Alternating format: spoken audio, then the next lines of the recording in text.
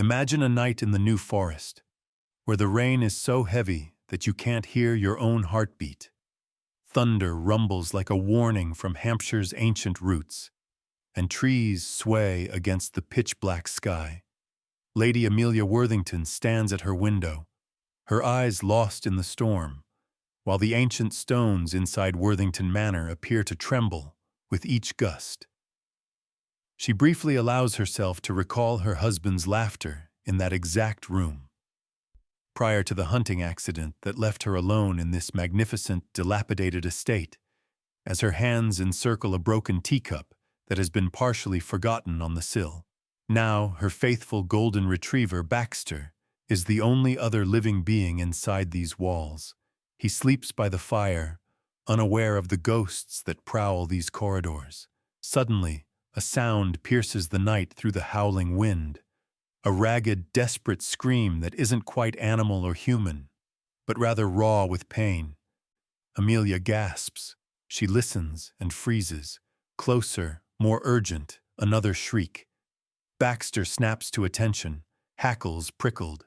They both pause for a heartbeat, caught in that eternal pause before you make the decision to be brave or flee. Amelia then takes action, dropping the cup, grabbing her coat from the hook, and grabbing the old first aid kit and torch. Baxter leaps at her side and barks. She opens the door and steps into the torrent, hardly feeling the cold. As she staggers across the sodden grass, the rain soaking through her boots and plastering her hair to her cheeks stings like needles. Ahead, the ancient estate fence, entangled in rusty wire and wild roses, looms. Beyond it, something dark and flailing, caught on the far side of the paddock, is illuminated by moonlight.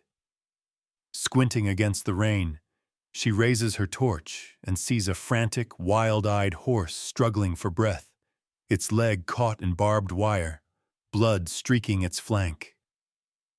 Amelia's heart tightens. With wind-snatched words, she calls softly.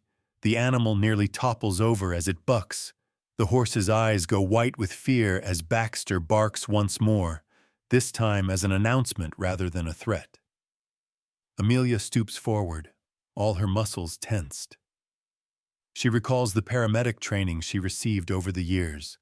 Talk softly, move slowly, and shrink yourself. The animal's coat is tattered and covered in mud. It is unmistakably a New Forest pony, but it is bigger and heavier boned, possibly a cross between a draft horse and this one.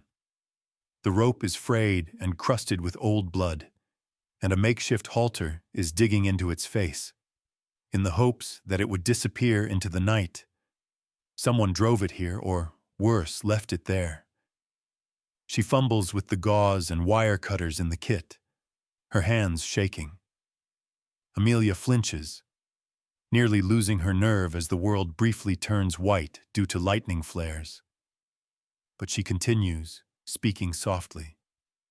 "Come on, you poor thing. It's okay. You're safe." She squats down and grabs the barbed wire. With wide nostrils and rolling eyes, the horse snorts, as though he could protect her from the storm and the beast's fear. Baxter whimpers at her side, pressed close. Amelia's breath comes quickly as thorns bite into her palm, causing a sharp sting. Rain and blood are blending on her skin, leaving her half frozen and half soaked. The wire refuses to bend, as she is clipped, almost knocked flat. The horse jerks, her hooves flashing, and pain exploding along her arm. She suppresses a sob. The world shrinks to the horse's frantic heartbeat, her own pounding heartbeat, and Baxter's nervous pacing as the storm howls. For a moment she asks herself, "Why am I risking my life for a lost animal in the middle of the night?" She then recalls the manor's emptiness and the nagging pain, and she comes to the realization that anything is preferable to being by herself while grieving. In a fit of rage, she lunges forward, clamps the wire cutters on the rusted strand, and squeezes until her hand cramps, not at the horse but at whoever abandoned it to suffer. When the wire breaks, the horse falters and almost topples over her. Barking, Baxter darts in. As hooves cut the air inches from Amelia's head, she raises an arm to protect her face. For one terrible moment, she fears that they will both perish here, crushed into the mud, as the animal rears and slips. Then, miraculously, the horse stops, trembling, and opening its nostrils. With her hands up in surrender, Amelia crawls closer. Trembling, it sniffs her before collapsing to its knees, exhausted. Touching its neck, she senses the heat of pain and fear as well as the pounding pulse. There, it's so simple now. As though the world is holding its breath, the wind briefly dies. Her hands are covered in blood and mud as she applies gauze to the bleeding leg. A fox cries somewhere in the dark, and for a split second, she is conscious of everything. The rain, the ache in her arm, the warmth of Baxter's tongue on her cheek, and the frightened, untamed animal shuddering against her. Working by torchlight, she binds the wound as best she can before urging the horse to stand while making unspoken promises. Baxter circles like a guardian spirit as the horse limps and the head is bowed on the slow ride back to the manor. Legs trembling, Amelia locks the door behind them as they finally stagger into the stable. She is shivering uncontrollably due to the cold, adrenaline, and the imminence of calamity. She collapses onto a bale of hay and watches the horse, which she immediately names Phantom because of the way it emerged from the haze in terror during the storm. Phantom's eyes remain wild, but no longer desperate, as he stands shakily in the straw. The manor finally feels less deserted as Baxter sighs and curls up at Amelia's feet. While the storm continues to rage outside, something has changed inside the ancient stone walls. Amelia wonders what fate brought this beaten creature to her door as she sits in the darkness with her hand throbbing and listens to the rain drum on the roof and the soft munch of hay. All she is aware of is that their lives will never be the same. The New Forest's morning isn't kind. It's honest and unvarnished. A world that has been cleaned by the storm from the previous night, but is still strongly scented with pine and earth. Lady Amelia awakens before the sun comes up, her body rigid and her arm hurting. She lies in bed for a few minutes, listening to the steady breathing of Baxter, curled at her feet, and the distant caw of rooks. The memory then hits her like a blast of cold water as she recalls Phantom, the untamed horse that is currently kept in her stable. She quickly gets dressed, throws off the covers, and limps downstairs with her shoes half-laced and her mug left on the counter. Sensing her urgency, Baxter is already at the door, wagging his tail. The old stable smells of medicine and straw and is damp. As Amelia walks in, Phantom is standing by himself in the biggest stall, his ears fluttering. His eyes are wary, but they also have a softer quality, like the start of trust. As she checks the bandage, Amelia puts her supplies down and croons softly. Even though Phantom's leg is swollen and has an angry wound, he lets her clean it. The thought chills her more than the morning wind as she wonders who taught this horse to fear kindness. At first, the wind muffles the crunch of gravel on the drive, so she doesn't hear the footsteps. However, Baxter lets out a single piercing bark, and a shadow appears in the doorway. Amelia turns, her heart pounding already. A tall, broad-shouldered man wearing a fitted coat that is out of place with the hay and muck enters. His smile is cold and unwavering, and his hair is slicked back. Hargrove, Reginald. She instantly recognizes him as the neighborhood developer who has a track record of consuming historic estates and spitting out opulent condominiums. With practiced contempt, he looks around, first at Phantom and then at Amelia. He offers a thin, legal smile and, without preamble, takes a sheaf of papers from his leather satchel. "Good morning, Lady Worthington." Although his voice is as smooth as whiskey, there is steel beneath it. "I'm afraid we have business to discuss." Refusing to display the cold in her bones, Amelia narrows her eyes. "It seems that if it's about the horse, neither you nor anyone else owns him. I discovered him hurt and abandoned on my land. The papers are flicked by Hargrove." "Not exactly. These documents say that this pony, Phantom, as you called him, is up for debate. Any livestock on this property could be repossessed, and his previous owner was compelled to give up assets because of debt. I am also interested in the estate itself." The threat-like words linger in the air. Amelia's hand grips Phantom's halter more tightly. "You don't have any claim. I call this place home. I have the history, the title deeds, everything." Hargrove lowers his voice and takes a step closer. "Lady Worthington, titles don't mean much when you're behind on your taxes. I'm giving you an opportunity to settle things amicably. I'll even make sure the horse finds a suitable new home if you sell me the estate for a reasonable price. If you don't, things might become unpleasant. All of that is unnecessary." Fur bristling, Baxter growls. Amelia maintains her position, her rage simmering beneath the surface. "Reginald, do you wish to threaten me in my own barn? Is that your current business model?" With a mock apologetic look, he steps back and shrugs. "Just a gentle reminder. Amelia, times are changing. Sentimentality won't stop the rain from falling on your roof, or save that animal." Hargrove gives Phantom one last lingering look before turning to leave, his shoes resonating on the flagstones as Phantom ducks away, nostrils flaring. In a wave, Amelia feels the tension leave her, but it is swiftly replaced by cold resolve. Whispering that she will fight for every square inch of land and every lost animal that makes its way to her door, she strokes Phantom's mane. Trouble creeps in like fog that afternoon. At the end of her lane, a battered white van pulls up and parks in the hedgerow. From the kitchen window, Amelia observes two men emerge with their hands in their pockets and their faces concealed by flat caps.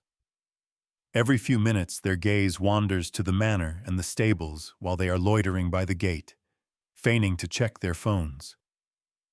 Amelia is a little uneasy, but she doesn't back down. Rather, she calls Beatrice Langley, the local equine rescues leader, an old friend, and a champion of all lost causes. After listening in gloomy silence, Beatrice says she will send someone by to see how she is doing, just in case. The phone rings that evening. Amelia responds, half expecting a neighbor, but all she hears is silence, followed by a voice that sounds like distorted threats. "Make a sale while you can. On lonely roads, accidents occur. You wouldn't want to lose anything else, would you?" Amelia hangs up with trembling hands. She loads the old shotgun she hasn't handled since her husband's death, checks the locks on all the doors, and sits at the kitchen table with Baxter by her side. As midnight draws near, the shadows appear to swarm closer. She is startled to her feet by a scraping sound at the stable door. Her heart thumping, her anger burning away her fear, she snatches the gun, throws on her coat, and storms outside. When she throws open the stable door, two figures leap back in surprise, one of them holding a piece of pipe. With a steady voice, Amelia raises the shotgun. "Don't take another step! Leave my land!" The men scurry for the van while cursing. They speed off, taillights flickering through the trees. Amelia is standing in the mud with her breath steaming in the cold, and her gun trembling in her hands. Phantom whickers, uneasy but unhurt. With her heart still pounding, she makes her way back to the kitchen. She sits in the dark for a while, staring at the silent phone while holding Baxter's head in her lap. The battle lines are drawn. and the night outside is tense. Amelia is secretly aware that Reginald Hargrove and she are not going to give up easily. For the next few days, Worthington Manor is enveloped in a delicate serenity that softens the jagged edges of Amelia's anxiety like a light mist. Inside the ancient stone walls, life returns to its peaceful routines. But the drama of the storm and Reginald Hargrove's threats linger on the periphery of her mind. As Amelia has her first cup of tea at the kitchen table, mornings start with the sound of birdsong coming through the open windows and the reassuring weight of Baxter's head on her knee. The manor feels a little more alive now than when it was resonating with the hollow footsteps of loneliness. Taking care of Phantom takes up Amelia's days. Every morning, Baxter trots alongside her, tail wagging, as she wraps a scarf around her bruised arm and leaves for the stable. At first, Phantom is wary, watching her suspiciously from the rear of his stall, but his fear has given way to cautious interest. Amelia offers apples, talks softly, and moves slowly. Her grandmother used to sing old English folk songs when she was a child, songs about hope and home, and she occasionally sings under her breath while changing his bandages and cleaning the wound with practiced hands. With a unique tail-swishing rhythm, Baxter sits at the stall door. There are setbacks. On some mornings, Phantom avoids eating from her palm because he is afraid of ghosts that only he can see. At other times, his breath is warm and steady against her hand, as he lets her brush the dried mud off his coat. Every small step forward is earned, a silent triumph in the gradual dance of trust.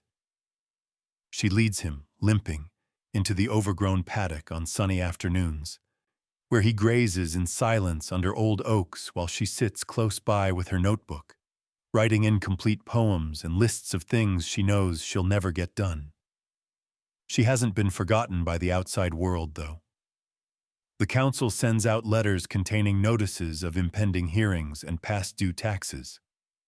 For the time being, she disregards them and concentrates on the cadence of everyday existence.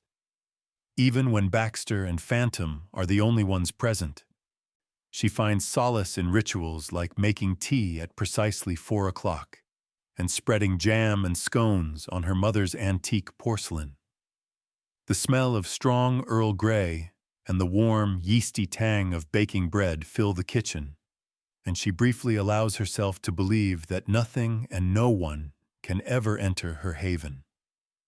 The doorbell rings one of these afternoons as she is humming to herself and dusting the living room. She is startled out of her reverie by the sound.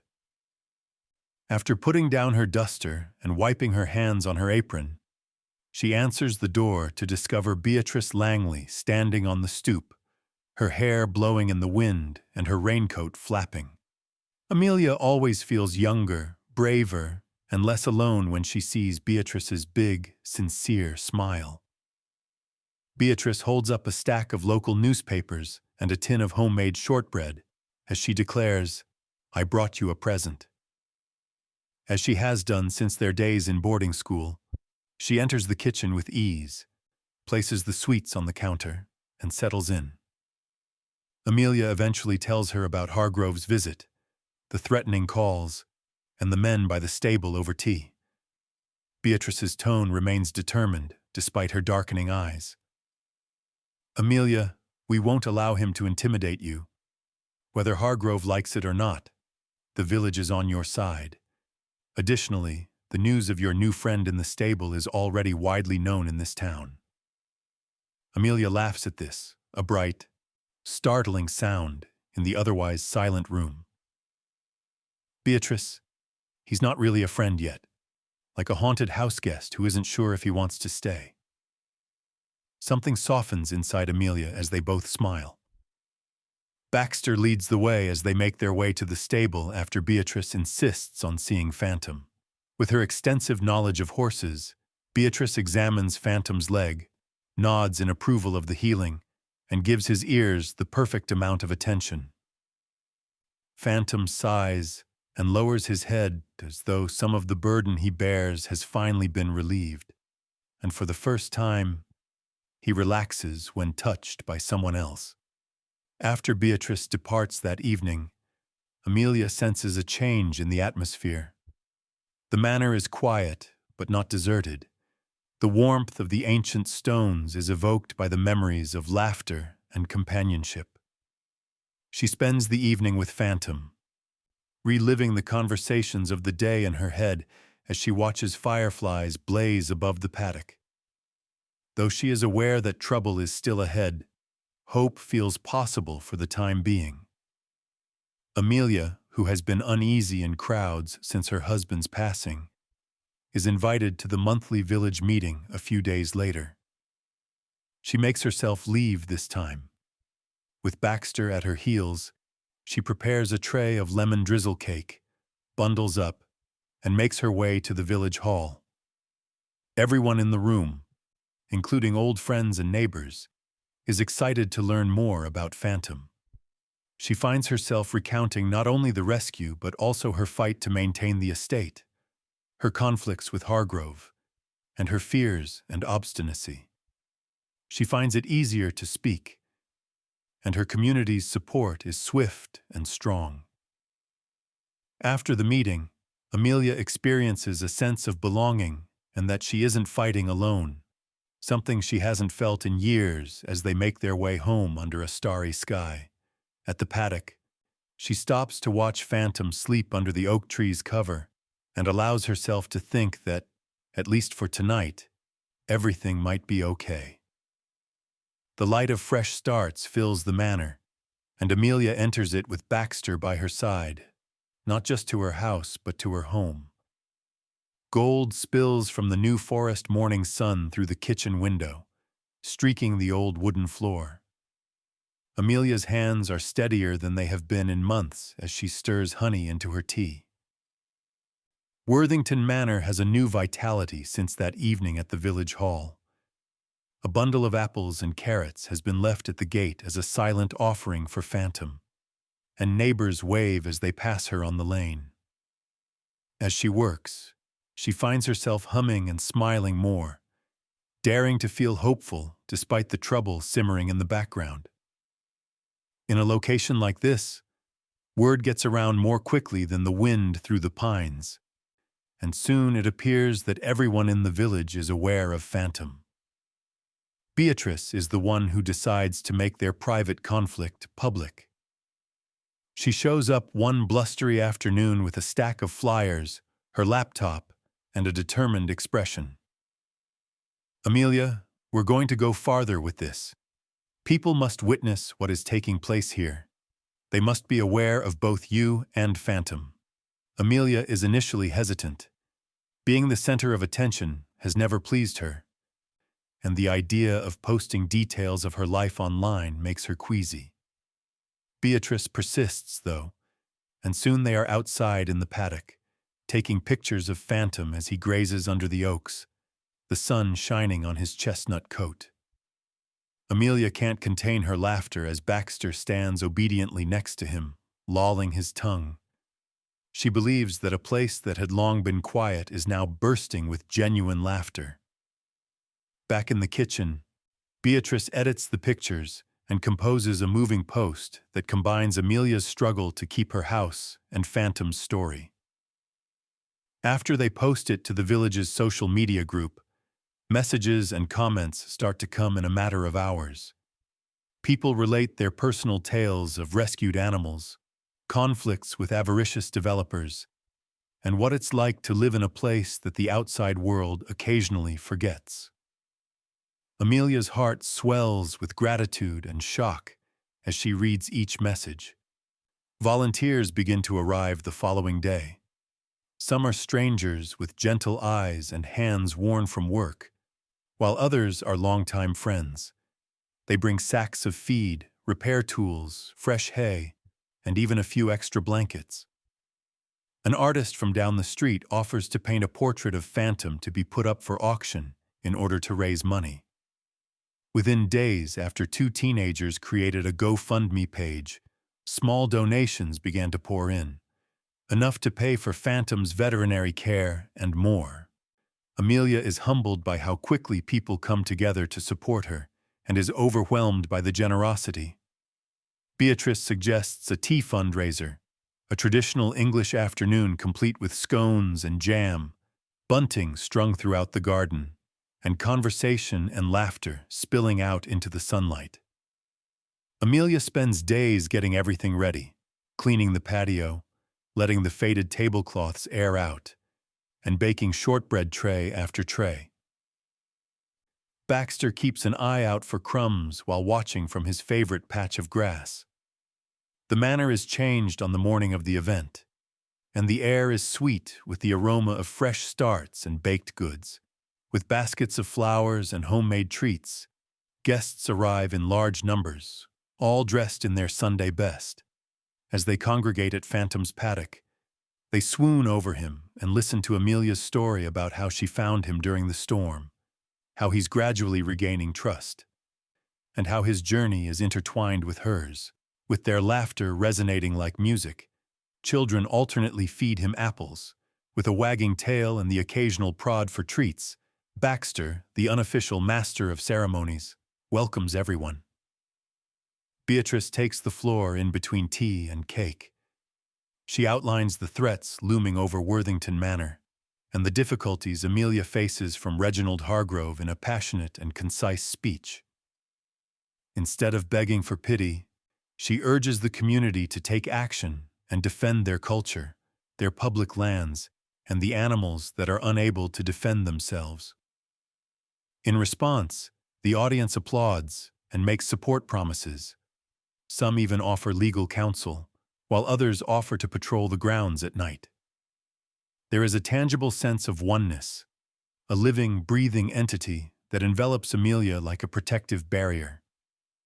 Amelia sits under the oaks late that afternoon, exhausted but incredibly happy, as the last of the guests leave and the garden becomes quiet.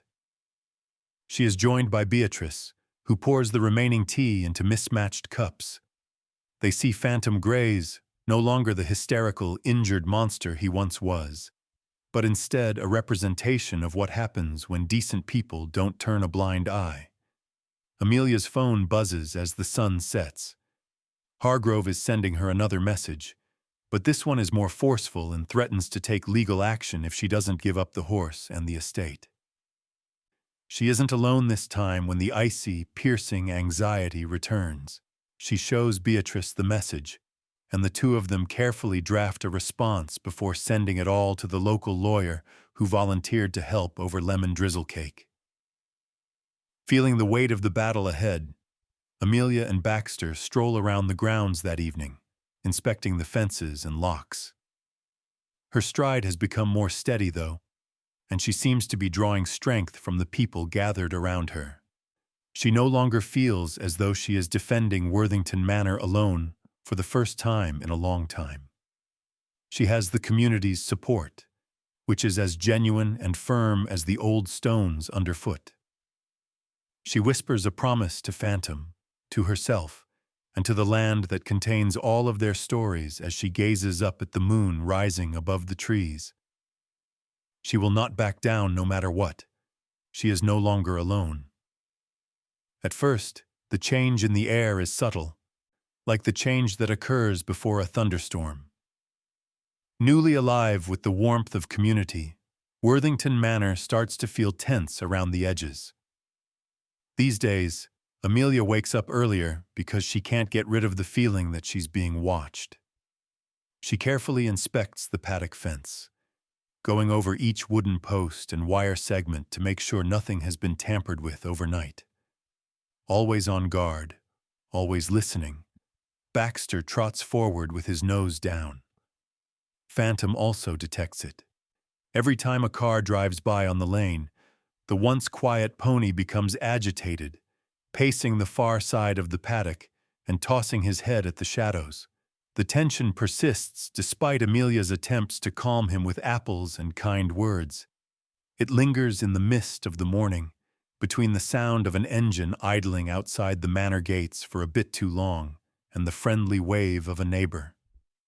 Then, on a gray Tuesday, trouble finally shows up at the door. It's not men with pipes, but the thump of court documents against the old brass mail slot. While collecting the Morning Post, Amelia discovers the thick envelope. It is a summons from the local court, as evidenced by the official stamp, the thick paper, and the terse, effective wording. In bold type, Reginald Hargrove is suing her to take over a piece of her land and is requesting that Phantom be turned over as property subject to disputed ownership and welfare investigation. The letter trembles in Amelia's hands as she stands motionless in the kitchen. The world briefly becomes limited to the sound of her own heartbeat and the steady, far-off drip of rain from the eaves. She lets out a long, trembling breath as Baxter, sensing her distress, nudges her leg. She mumbles, "Not today, not after everything we've been through." Her voice is tight as she calls Beatrice. Her friend shows up within an hour, and her presence acts as a buffer against the growing anxiety. Their teacups are cold and forgotten as they go through the documents together. Beatrice takes pictures of each page and sends them to the local lawyer, who responds almost right away. He has seen Hargrove's methods before, which involve noise and intimidation, but the danger is real. Amelia will need to get ready for a court battle. As soon as word gets out, the community reacts. Volunteers offer to keep an eye on the property after dark. Once a trickle, the GoFundMe page suddenly explodes with donations, supportive messages, and assistance pledges. You're not alone if someone brings you a basket of groceries and a handwritten card. The villagers even launch a letter-writing campaign, inundating the local news and council with accounts of Worthington Manor's history and Amelia's care for Phantom. Hargrove's campaign, however, intensifies. He employs a private security company because he is not satisfied with fighting in the open. They start to show up on the lane in unmarked SUVs with the intention of intimidating people. Circling the paddocks and swooping low enough to startle the sheep and send Phantom into a panicked flight, drones buzz overhead, their cameras glinting in the sunlight. When Amelia calls the police, the sympathetic but overburdened officers are only able to file reports and advise her to document everything. One evening, as the fields begin to fade into darkness, a drone's whine becomes more audible. Phantom dashes around the edge, his eyes rolling and his hooves tearing up the grass. With Baxter barking frantically at her heels, Amelia chases after him while calling and her heart in her throat. Phantom crashes through the fence and disappears into the shadowy maze of the forest beyond as the drone swoops down again, this time too close and too aggressively. Amelia lets out a scream. Branches whip her face as she runs after him. But there is no hope.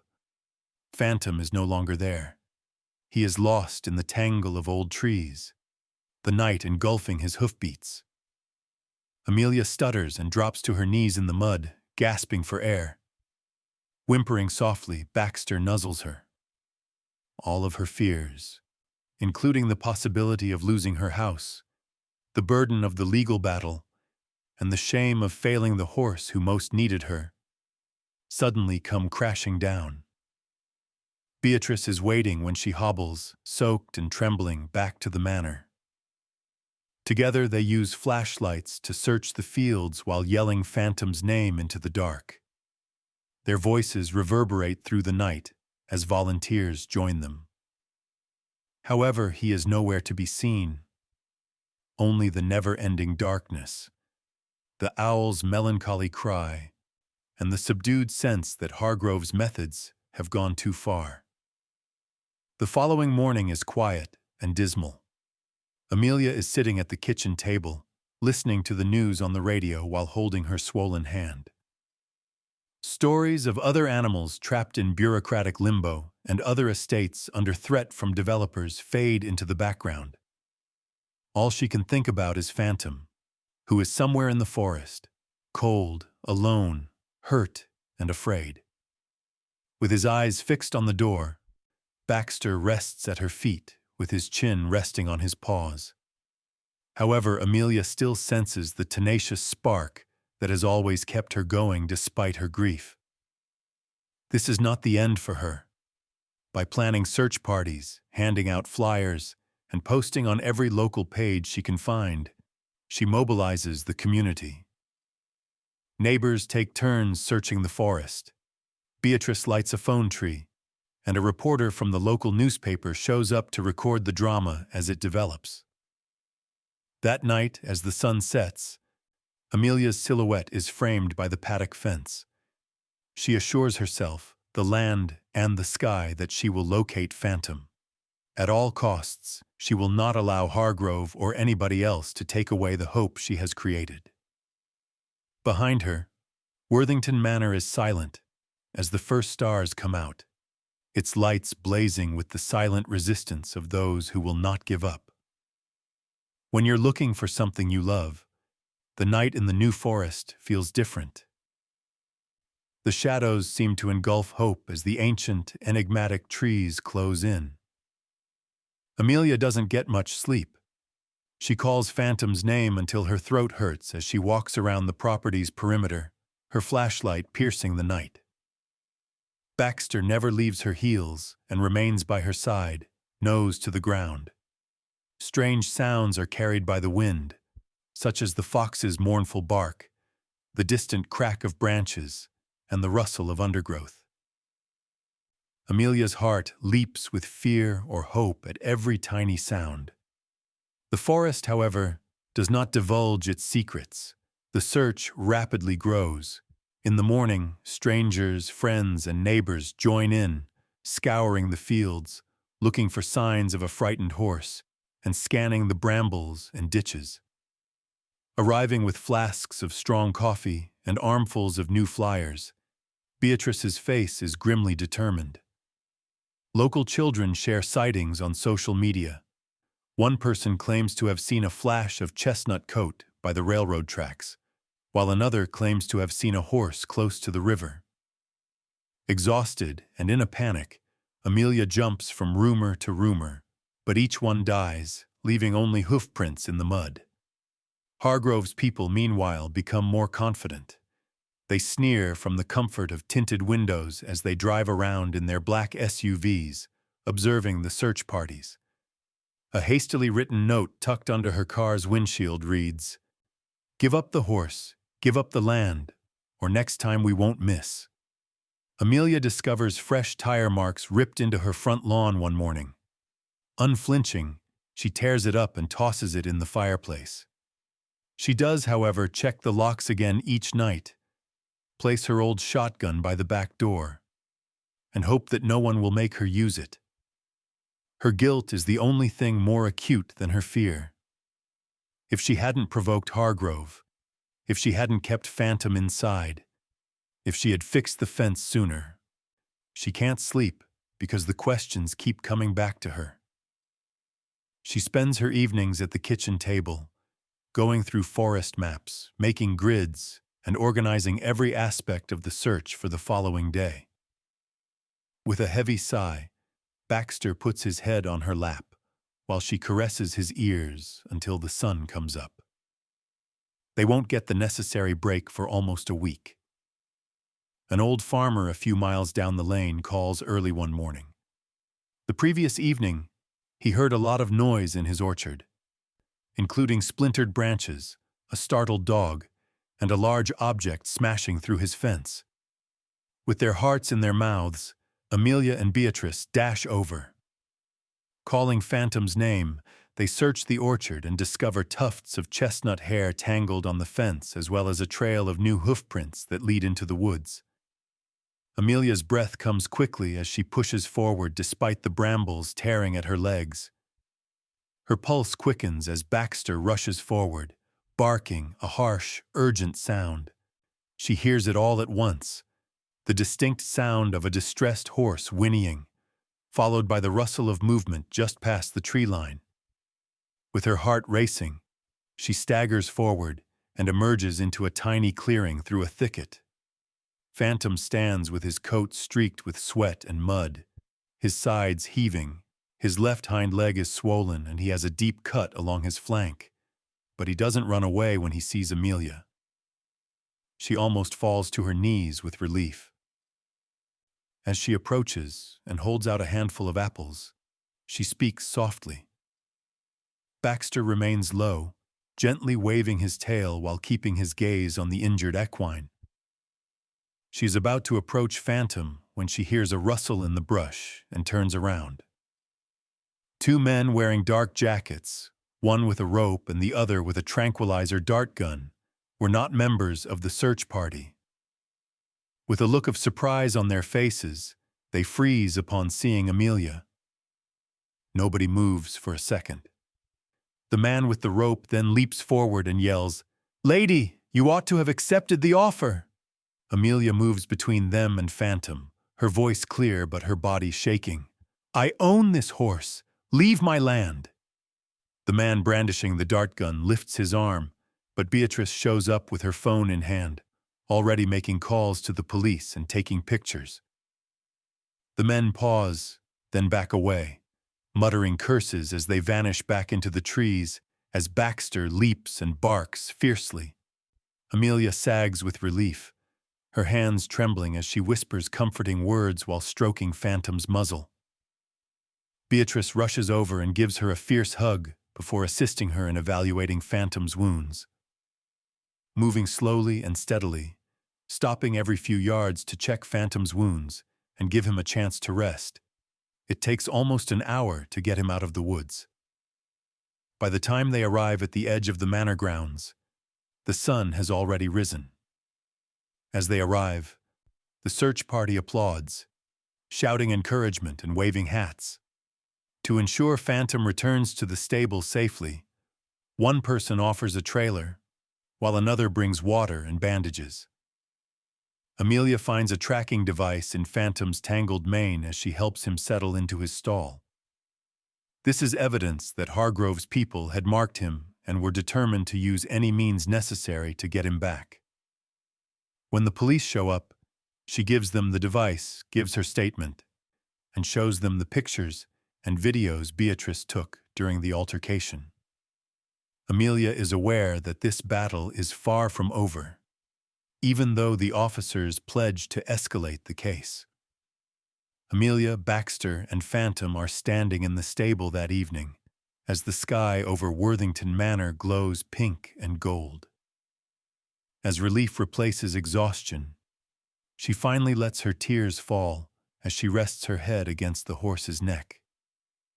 Baxter curls up at her feet, happy, and Phantom, calmer now, munches hay. Amelia gives herself permission to hope once more for the first time in days. No matter how hard they push, "I'm not backing down," she says in a whisper into the encroaching dusk. "Phantom, you're home now, and I'll keep you safe." A light inside the stable burns steadily and sure, a beacon for everyone who has ever been lost and then found, even as the night closes in around the manor. A week goes by with a new kind of tension that permeates your body and keeps your muscles taut and your mind racing like a hawk, the tension of waiting for judgment. Under Amelia's care, Phantom's wounds gradually heal, and the village appears to be moving around Worthington Manor more purposefully than before. Children draw pictures of Phantom and tape them to her garden gate. Neighbors bring baked bread and casseroles, and Beatrice spends every free moment by her side, organizing legal documents and getting Amelia ready for the next step. Baxter, who sleeps with one ear bent toward the front drive and is prepared to sound the alarm at the first sign of trouble, appears to understand the stakes as well. The community is soon in a frenzy as word spreads that Hargrove's case will be heard by the court.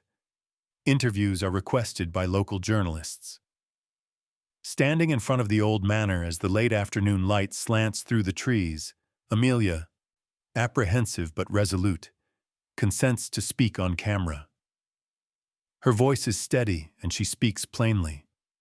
She discusses the meaning of heritage, loss, and belonging, and a horse that entered her life and taught her that there is still a fight worth fighting. Although she never expresses fear once, it is evident to anyone listening to her that it is present beneath her determination. There is fog and gray drizzle on the morning of the hearing. Amelia is dressed to the nines in a navy wool suit that used to belong to her mother.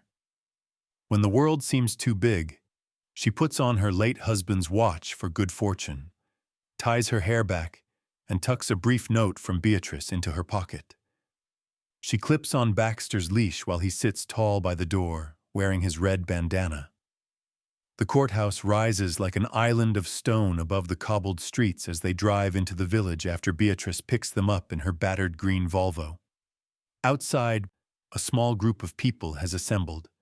Some people are holding signs that read, "Protect our heritage.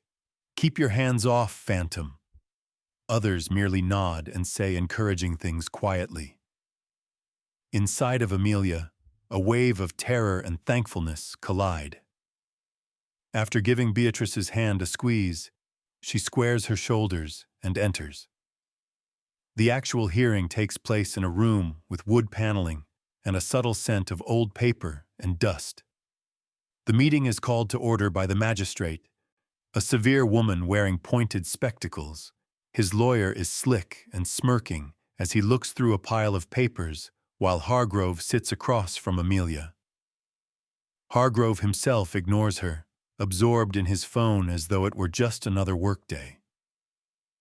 In her capacity as Amelia's advocate, Beatrice lays out the facts, including the abuse Phantom endured, the overbreeding incident that resulted in his desertion, and Worthington Manor's past as a community mainstay. She displays village affidavits, donation records, pictures of Phantom's wounds, and a video of the drone harassment.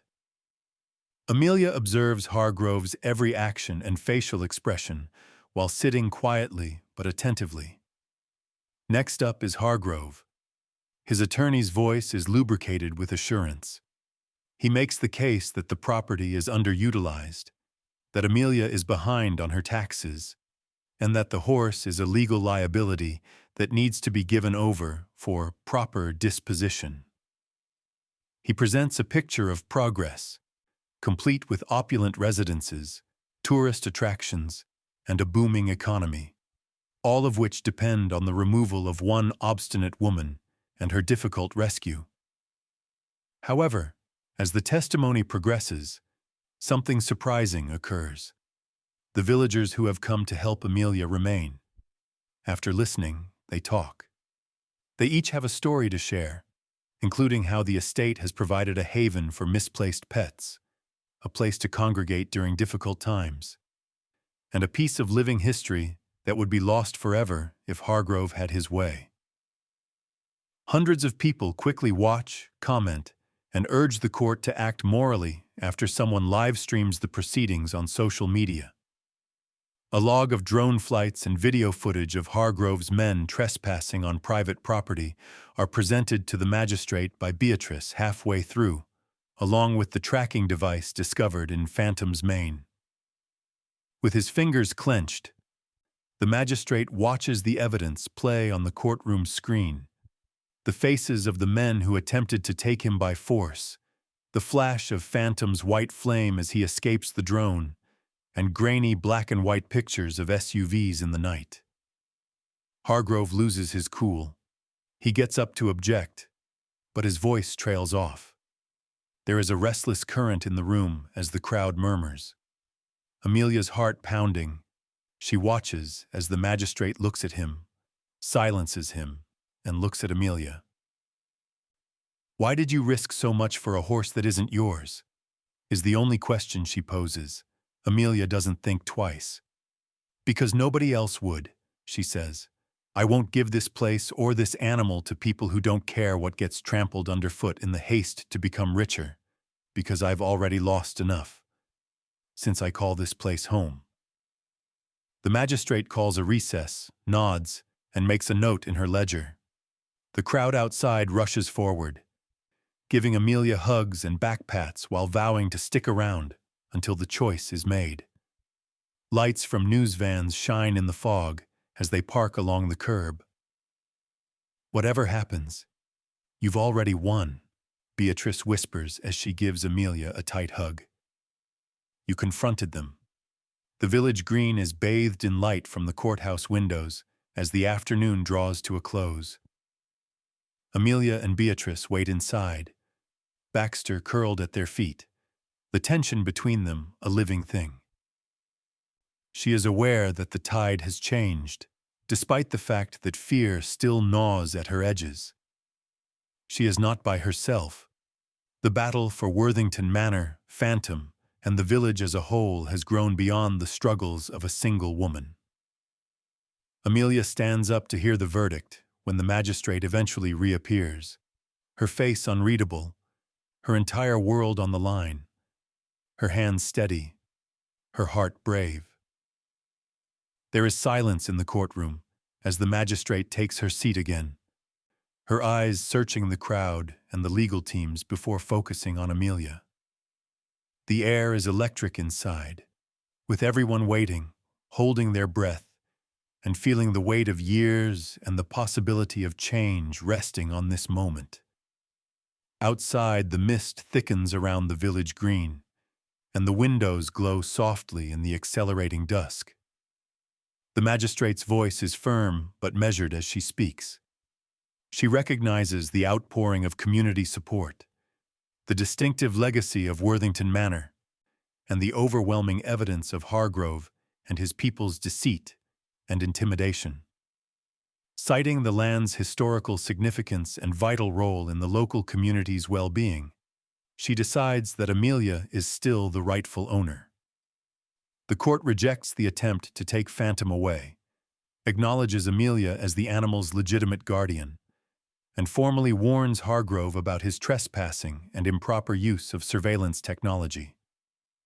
The magistrate adds, "There will be a further investigation into his business practices," and the crowd erupts in applause. With a sigh of relief, Amelia grips Beatrice's hand until her knuckles turn white. Baxter's tail flies across the floor as he leaps and spins with delight. The villagers give a steady, dignified ovation that seems like it could topple the old courthouse. It is neither boisterous nor raucous. Many grown men wipe their eyes on their coat sleeves as reporters rush outside to share their stories with the world. Even from the other side of the room, Amelia can see the rage in Hargrove's eyes as he stands stiffly, his face a mask of forced calm. With shaking hands, he collects his files, and his lawyer mutters excuses as they creep off. Nobody shakes their hand. As they walk through the doors, nobody even glances in their direction. Amelia feels a mixture of sadness and validation as she watches them leave. A part of her would love to yell, to be angry, to tell him what he almost destroyed. She doesn't say anything, though. The triumph is sufficient. At least this battle is over. The village comes together outside. People are cheering, hugging, and singing traditional songs as they pour out of stores and homes. The sound of the small church's bell reverberates throughout the rooftops. Beatrice gives Amelia such a tight hug that she almost passes out. "You succeeded," she sobs, her cheeks glistening with tears. "All of us did." Someone gives Amelia a bouquet of wildflowers that were picked from the edge of the manor's own meadows, as Baxter barks and jumps up to nuzzle her hand. It feels like a parade as you make your way back to Worthington Manor. Youngsters are excited to share the good news with Phantom and rush forward, calling his name. Congratulations and invitations abound for Amelia. "Join us at the pub, come to dinner, and let us help you get the place in working order." She laughs until her sides hurt. Carried by a wave of joy and thankfulness, Amelia is standing at the paddock fence, watching Phantom graze peacefully beneath the oaks as twilight descends on the fields. She simply breathes for a while, taking in the clean air, the earthy and grassy smell, and the peaceful satisfaction that only comes after the storm has finally passed.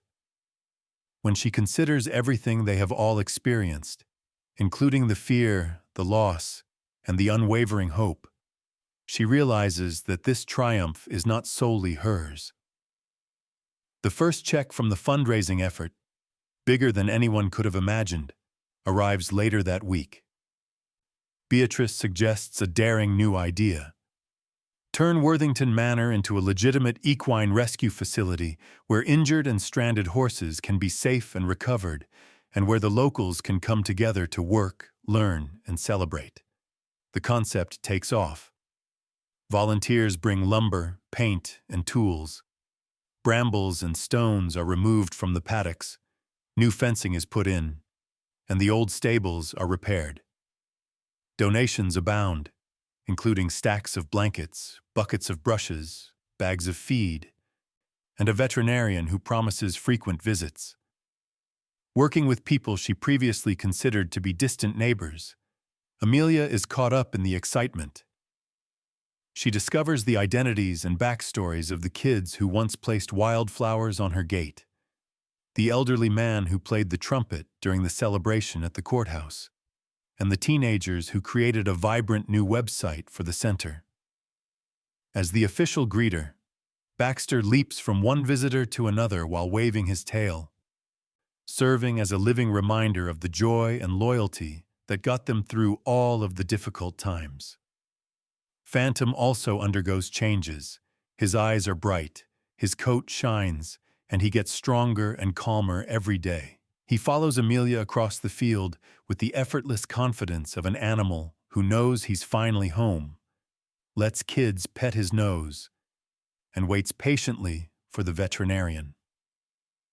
The story of Worthington Manor and its rescued horse is picked up by local news outlets, followed by national ones. Letters come in from all over the nation, from city people who miss the open spaces and silent bravery, from animal lovers who send pictures of their own rescues, and from longtime friends who wish to come and help. They hold the center's grand opening on a clear morning.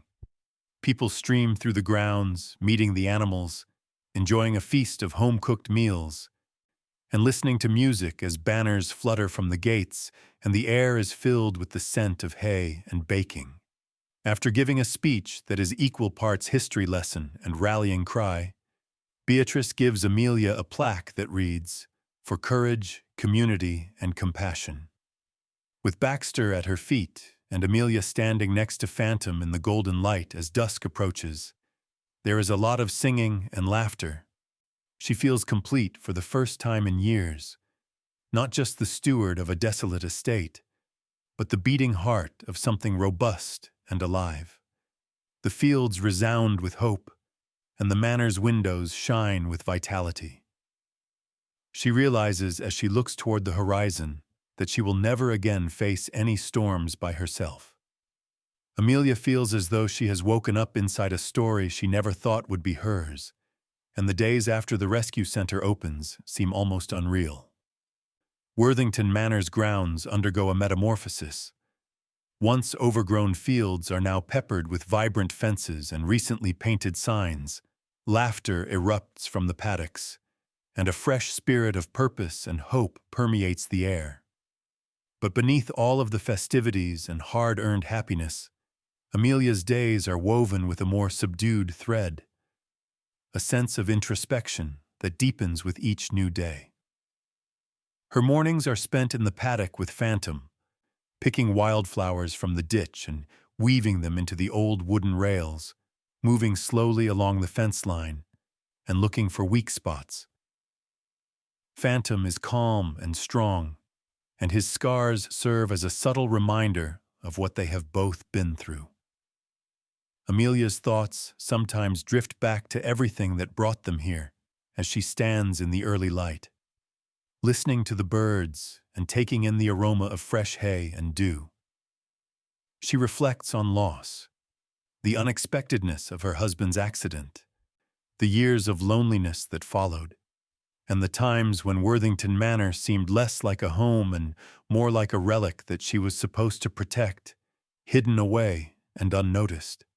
She recalls the overwhelming pressure as Hargrove's threats increased, the terror of the storm that first night, and the helplessness she felt as Phantom flailed in the rain. There were moments when she almost gave in, moments when she questioned whether fighting was really worth the price. Then she remembers the hands that were there for her when she needed them most. The villagers who stood with her in the courtroom, who filled her kitchen with bread and laughter, who poured stories and sweat into rebuilding the stables. She remembers the strangers who wrote letters to her, the people who found courage in her story and left comments on the internet, and the kids who made crayon horses and stuck them to her mailbox. With a silent pain, she understands that Worthington Manor was saved by more than just her stubbornness. Rather, it was her readiness to be seen, to take assistance, and to let her into a world that astonished her with its generosity. Her new life is anchored by the gentle routines she follows in the afternoons. As she guides school groups through the rescue center, Amelia candidly discusses overbreeding, neglect, and the precarious equilibrium between tradition and advancement, while sharing Phantom's story. She hears kids pose challenging queries like, "Why would someone hurt a horse?" When the city expands, what happens to old farms? Will Phantom ever experience fear again? She responds as honestly as she can, reminding them that healing takes time, that true change is messy, and that the boundary between the past and present is constantly changing. At times, she believes she gains as much knowledge from them as they do from her. Beatrice frequently stops by, sipping tea on the back steps as the sun sets behind the trees. They discuss everything, including the movement to keep more land out of the hands of developers, the rise in interest in community rescue efforts, and the daily pleasures and annoyances of living life aloud. When night falls and the manor creaks with memories of the past, Amelia confesses her fears, doubts, and the weight she still occasionally feels on her chest. Beatrice merely smiles and gives her a gentle prod. "Amelia, we no longer carry it alone. That's the main idea." Amelia also finds herself thinking about what legacy means. For so long, she felt it was her responsibility to preserve the manor, to keep it just the way it was, a tribute to her family and a time long since past. She now realizes that true legacy is about adapting, about creating room for new stories, new people, and new types of bravery, rather than preservation for the sake of preservation. With his shattered faith and unwavering optimism, Phantom turns into a representation of both transformation and survival. Amelia walks the paddocks by herself one evening, after everyone has left, and the rescue center is peaceful. The fields are covered in that strange silence that precedes nightfall, and the sky is flecked with gold and indigo. She watches Phantom sleep in the last of the light, as she leans against the fence and feels the rough wood under her palms. Baxter, who is always nearby, lies at her feet while he sleeps, his nose twitching. Amelia allows her thoughts to wander and the silence to settle. She is aware that the threats still exist today because developers like Hargrove are tenacious and the burdens of taxes and bureaucracy continue to threaten. Another argument and another night of uncertainty are inevitable. However, she has a sense of quiet defiance that is based on love, community, and the realization that she is finally where she is supposed to be. This feeling is stronger than fear and grief. She shuts her eyes and listens to the sound of crickets, the laughter coming from the village pub, and the steady breathing of the animals that rely on her to protect them. She considers the lesson that has been woven throughout this entire crazy journey. Resilience is about connection, not just endurance. It's about allowing your story to become entwined with others, allowing hope to flourish even in the most stony ground, and allowing yourself to be a part of something bigger. As the moon rises over Worthington Manor, the old house's windows shine and the fields turn silver. Amelia's loneliness begins to fade as she is overcome with intense gratitude for everyone and everything that has helped her get here. She is aware that tomorrow will present new opportunities for growth, happiness, and challenges. But for now, she's happy. With Baxter warm by her side and her hand resting on Phantom's withers, she stands beneath the stars and breathes in the tranquility that only comes when you've truly arrived home. Worthington Manor shines brighter than it has in decades as autumn descends upon the new forest, its windows reflecting the golden light of the late afternoon, the ancient oaks enveloping the paddocks in a canopy of amber and fire red. Life now seems to have a sense of rhythm and completeness, a soft harmony that reverberates throughout the house, the fields, and the narrow village streets. Amelia, however, continues to be moved by wonder every day. Every moment serves as a reminder of both how far they have all come and how far they still have to go. The rescue center is doing very well. Horses come from all over Hampshire and beyond, some old and tired, some scared and scarred, some still with the ferocious spirit that once allowed them to live in the wild. Phantom is always keeping an eye on them from his favorite spot in the pasture, his eyes patient and wise, while Amelia moves among them with a steady hand, calming a shaky filly here and guiding a stubborn gelding there. After school, children come to visit, their voices echoing through the stables as they muck out stalls and brush manes, learning that care is composed of little, consistent acts. Their tales of heartbreak and hope, fear and victory add to the place's never-ending melody. The manor comes alive with guests on the weekends. Some want to see the pony that became the center of a community, while others are interested in the estate's past. Workshops on topics ranging from sustainable farming to equine welfare are led by volunteers. Amelia's window is filled with music and laughter as she makes apple cider and spiced cake for the guests at the local school's autumn fair, which is held on the manor lawn. Sometimes she finds herself stopping in a doorway, listening to the sounds of life and happiness all around her, with a smile tugging at her lips and a sense of thankfulness filling her chest. Beatrice shows up one sunny Saturday with an even bigger dose of news and a car full of donated supplies. A national animal welfare organization has awarded her a grant, which will allow her to grow the rescue center's operations for many years to come. They discuss all the changes as they unpack the supplies.